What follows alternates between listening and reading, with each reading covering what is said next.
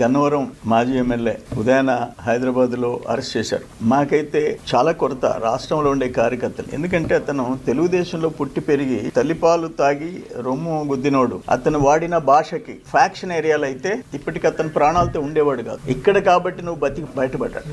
ఒక క్రూర మృగం, ఒక దుర్మార్గుడు వాడే భాష మాట్లాడినాడు.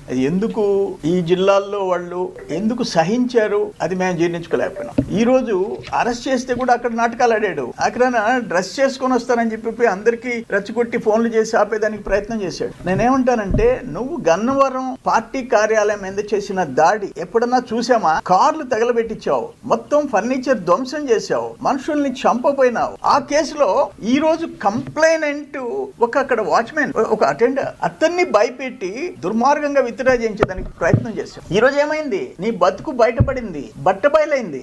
మీకు గుర్తుందో లేదో, గాలి జనార్దన్ రెడ్డి కేసులో